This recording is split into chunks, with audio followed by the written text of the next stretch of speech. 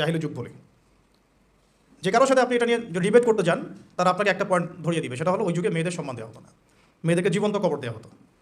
তো এখনও তো মেয়েদের আত্মাকে জীবন্ত কবর দেওয়া হচ্ছে, এখনও তো আমরা মেয়েদের আত্মাকে জীবন্ত কবর দিচ্ছি। একটা মানুষের দেহই কি সব কিছু? যেমন একটা মানুষের আত্মা দাসত্ব শৃঙ্খলা আবদ্ধ থাকে, তারা স্বাধীনতা থাকে কোথায়? তো এখন অনেক কিছু আমাদের বাইরের চোখ দিয়ে বিশ্লেষণ করলে হবে না, কিছু কিছু বিষয় ভিতরের চোখ দিয়েও দেখতে হবে। আল্লাহ তৌফিক দান করুন।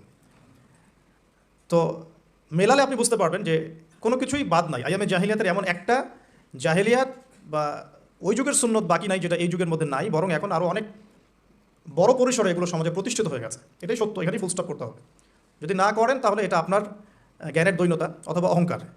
এখানে আমি ঝগড়াও করতে যাবো না কারোর সাথে। এখন প্রশ্ন হচ্ছে, নবী সাল্লাল্লাহু আলাইহি ওয়াসাল্লাম কি এই যুগটাকে পরিবর্তন করতে পারলেন কিনা? উত্তর হ্যাঁ। কিভাবে পরিবর্তন করতে পারলেন? উত্তর হচ্ছে আল্লাহ রাব্বুল আলামিনের ইচ্ছায় এবং তার ওহীর মাধ্যমে। ওহী কি জিনিস? আল্লাহ রাব্বুল আলামিনের প্রত্যাদেশ, মানে আল্লাহর পক্ষ থেকে ঐশী বাণী, যেটা আল্লাহ পাক শুধু মুহাম্মদ সাল্লাল্লাহু আলাইহি ওয়াসাল্লামকেই দেন নাই, বরং প্রত্যেক নবী রাসূলকেই দিয়েছেন। যেমন বড় বড় চারটার নাম আমরা সবাই জানি। তাওরাত নবী মুসা আলাইহিস সালামের কাছে, জাবুর দাউদ আলাইহিস সালামের কাছে, ইনজিল ঈসা আলাইহিস সালামের কাছে, এবং আল কোরআনুল কারীম নবী মুহাম্মদ সাল্লাল্লাহু আলাইহি ওয়াসাল্লামের কাছে। আল্লাহ পাক কোরআনের সাথে আরও একটা জিনিস দিলেন, সেটা হলো নবী সাল্লাল্লাহু আলাইহি ওয়াসাল্লামের সুন্নাহ। মানে কোরআন সব কিছুর সামারি করে দিবে, আর সুন্নাহ এটাকে বিশ্লেষণ করবে। ফর এক্সাম্পল, আল্লাহ পাক কোরআনের প্রায় 85 জায়গায় বলেছেন, বা সম্ভবত পরিসংখ্যানটা আরও বেশি হতে পারে, যে আকিমুস সালাহ ওয়া আতুজ যাকাহ, তোমরা সালাত কায়েম করো এবং যাকাত প্রদান করো। কিন্তু আপনি কোরআনে কিন্তু পাবেন না যে রুকু কেমন করে করতে হয়, কয়বার তাসবিহ পড়তে হবে, সিজদা কেমন করে করতে হয়, কয় তাসবিহ পড়তে হবে।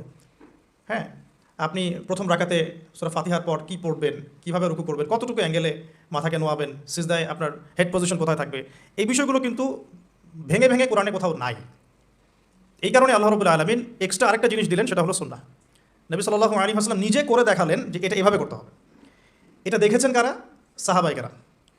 সাহাবায়ে কেরাম তাকে নিজ চোখে দেখেছেন। সাহাবা কাকে বলে? যারা নবী সাল্লাল্লাহু আলাইহি ওয়াসাল্লামকে সচক্ষে দেখেছেন এবং ঈমান এনেছেন, মুমিন অবস্থায় ইন্তেকাল করেছেন। নবীকে কিন্তু আবু জেহেলও দেখেছিল, তাই বলে আবু জেহেল তো সাহাবী নয়। আবু জেহেল কি সাহাবী? আচ্ছা, তো কোরআন এবং হাদিস আল্লাহ রাব্বুল আলামিন নবী সাল্লাল্লাহু আলাইহি ওয়াসাল্লামকে দিলেন ঐশী গ্রন্থ হিসেবে। মাত্র 23 বছর সময় লেগেছে নবী সাল্লাল্লাহু আলাইহি ওয়াসাল্লামের সেই সমাজটাকে পরিবর্তন করতে। কোন সমাজ? যেই সমাজটা এই যুগের সব নোংরামি একত্রিত করলে যে সমাজটা হবে, সেই সমাজ। তাহলে আমরা বুঝতে পারছি যে সমাজে যত নোংরামি থাকুক না কেন, আল্লাহ পাকের কিতাব এবং তার নবীর সুন্নাহর মধ্য দিয়ে এটাকে পরিবর্তন করা সম্ভব। এটা অসম্ভব কিছু নয়। নবীজি করেও দেখালেন মাত্র 23 বছর। আর 23 বছর তো এত অল্প সময়। আমরা 23 বছর নামাজই পড়ি নাই অনেকেই। মেবি এখনও অনেকে উপস্থিত আছেন বা এই লেকচার শুনবেন যারা 40 বছরও সেজদা করেন, 50 বছরও সেজদা করেন। তবে তাদের জন্য একটা সুসংবাদ, সেটা হলো আল্লাহ পাক তার এই সমস্ত গুনাহ মাফ করে দিবেন যদি মৃত্যুর আগে খালি একবার বলতে পারে, আস্তাগফিরুল্লাহ আল্লাযী লা ইলাহা ইল্লা হুয়াল হাইয়ুল কাইয়্যুম ওয়া আতুবু ইলাইহি। আল্লাহ পাক সমস্ত গুনাহ মাফ করার জন্য প্রস্তুত আছেন। তো 23 বছর কিন্তু খুব বেশি সময় নয়। প্রশ্ন হচ্ছে এখন আরেকটা, যে কীভাবে নবী সাল্লাল্লাহু আলাইহি ওয়াসাল্লাম এত অল্প সময়ের মধ্যে এই ব্যাপক সামাজিক বিপ্লব সংগঠিত করলেন? আমরা কিন্তু অনেক বিপ্লবের কথা পড়েছি, পড়ে আজকে আপনারা এই পর্যন্ত এসেছেন। আপনারা যারা student, running student, teacher, honourable guardian যদি কেউ থেকে থাকেন, আমরা কিন্তু অনেক বিপ্লবের কথা পড়েছি একদম স্কুল লেভেল থেকে। হ্যাঁ, পলাশির যুদ্ধ দিয়ে আমরা পড়া শুরু করেছিলাম সমাজবিজ্ঞান বইগুলোতে ছোটোবেলায়। ইংরেজদের সময় কেমন ছিল, ওদেরটাও তো বিপ্লব। ইংরেজরা সারা বিশ্ব শাসন করেছে, এটাও তো ওদের বিপ্লব। বলশেভিক পড়েছেন, চাইনিজদেরটা পড়েছেন, মুসলিনিরটা পড়েছেন, তারপরে প্রাচীন গ্রিক দর্শনগুলো পড়েছেন, তাই না? তারপরে আমরা যে ফোরাত, ইউফ্রেটিস নিয়ে এতগুলো কথা বলি, ওখানে যে প্রাচীন ব্যাবিলনের সভ্যতা ছিল, এগুলো পড়েছেন।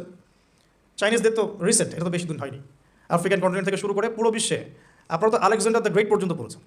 তো এই যে বিপ্লবগুলো আপনারা পড়েছেন, কত